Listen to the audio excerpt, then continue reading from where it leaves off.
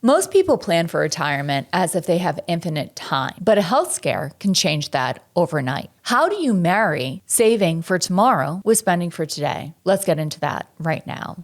Welcome to Saturday State of Mind. I'm Jess Panico, joined by Mike Panico as always. Hey, Mike, how's it going? It's going great. You know, we're just day by day trying to get the message out there that retirement planning is more than just mutual funds and 401ks. It's about life's journey.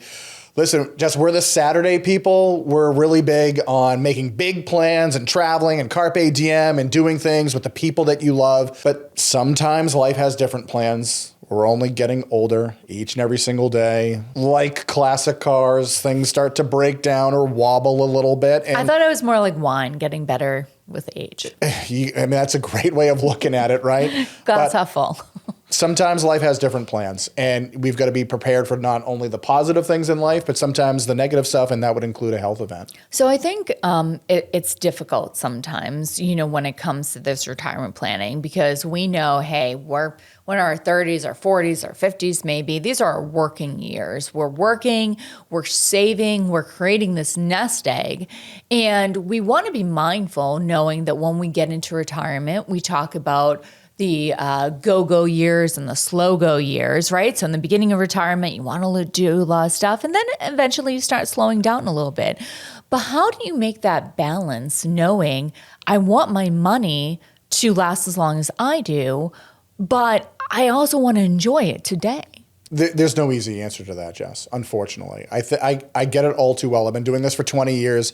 And if you had to distill it down, most people have this as an idea set. I've saved all this money. I worked really hard for it. So I want to blow a bunch of it on me and say my spouse and all the big dreams and hopes that I have. And that's usually travel, dining out, making the house as comfortable as possible, gifts for kids and grandkids, that sort of deal. And if I don't do all those things, plan B is to leave it behind to family members as an inheritance, right? But wedged in between A and B is sometimes you might have to spend money on healthcare, and that's where people kind of cringe, like a vampire from like the cross or holy water. They're like, no, I don't want this money that I've saved, right, to go towards healthcare. I get it. That's not the ideal outcome. But that brings us, I think, into some of the three, like I would say there's three things you want to really think about in advance. First of all, you probably do want to spend money on healthcare because in this country, there is an enormous difference between quality healthcare and I don't even want to say bad healthcare. Just even average healthcare isn't great. Like I don't want average healthcare. Sure. If my knees need replacing, if I get a cancer diagnosis, right?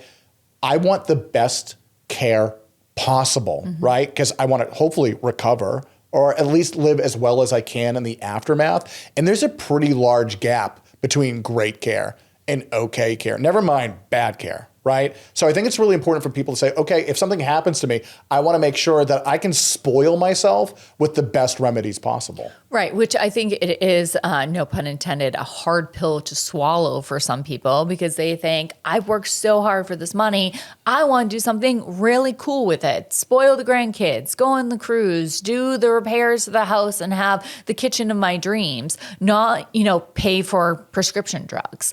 But if you don't have your health, then you're not going to be able to experience all this other stuff. So you really do have to marry the two together. And it's hard too because this stuff is expensive and I'm not asking anybody to like the fact that it's expensive, but that means that you need to do some planning around this. How are you going to pay for, if great care is expensive, how are you going to pay for it? The options aren't necessarily great. There's insurances that you can purchase and they can generally be expensive, or you could cordon off money in your plan and point to it and say, hey, that part of my portfolio, that's healthcare money. That too can be kind of a shame because you're like, oh, I'd rather spend that on trips. And yeah, I get it.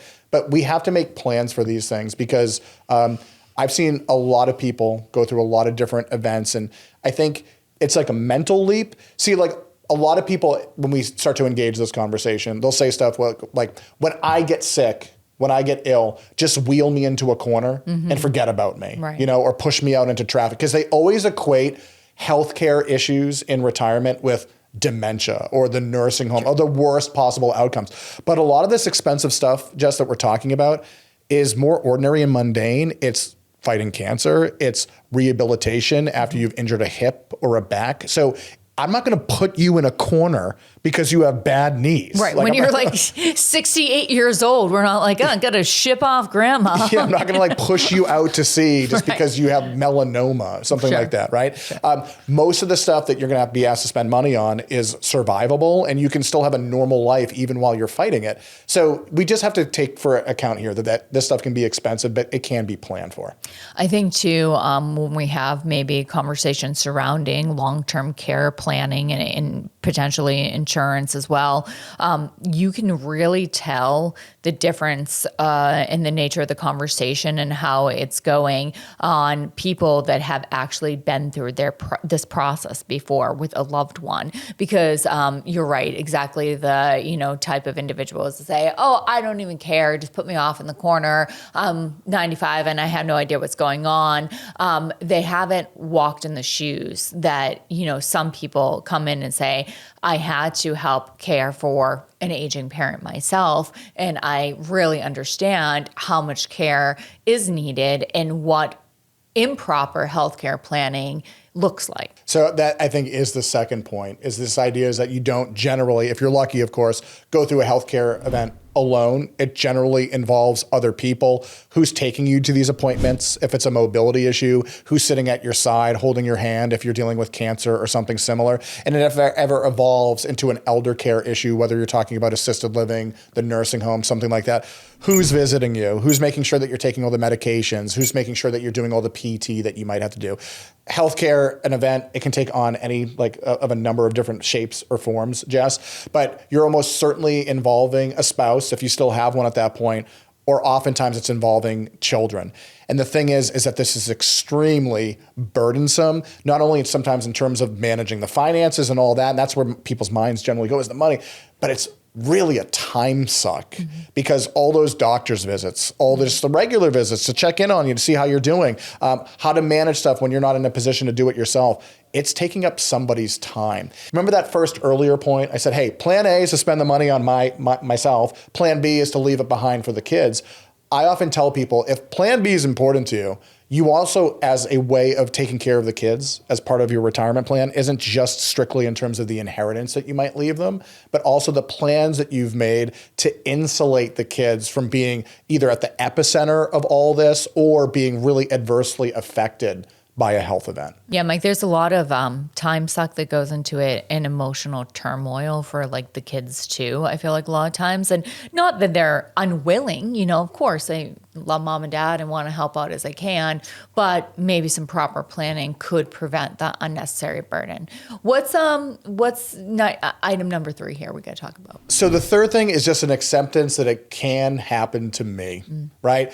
We go through life thinking that we're never going to die, that, the bad stuff in life, that's not going to happen to me. I'm a good person. I take care of myself, this sort of thing. One of the most famous examples ever, Christopher Reeve's Superman, right? Superman got injured and really, really bad, right? So even with all the precautions in the world, even good genetics, taking care of ourselves, exercise, diet, sometimes lousy things happen.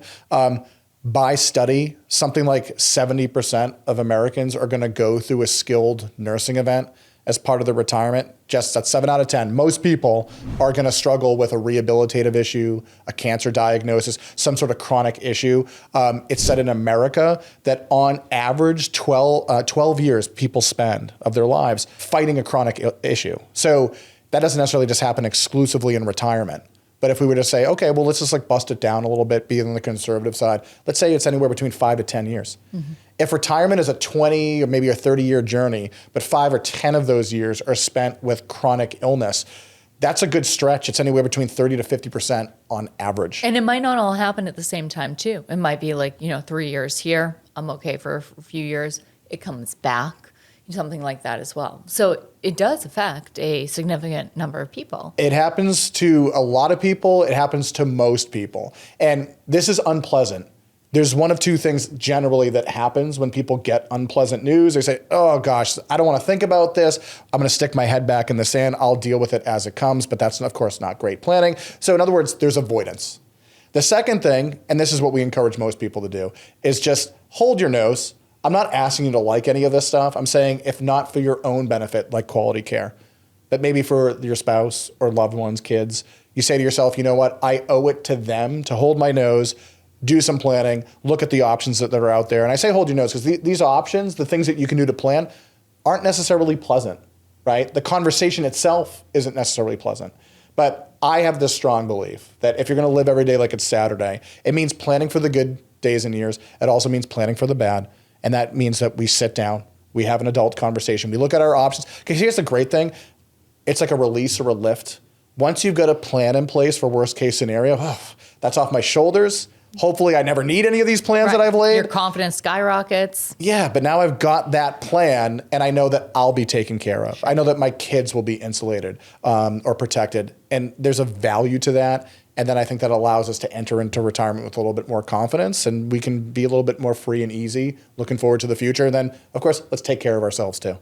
If you haven't done proper healthcare planning and are interested in getting a consultation, see a professional today. If this was helpful, hit the subscribe button and we'll see you next time.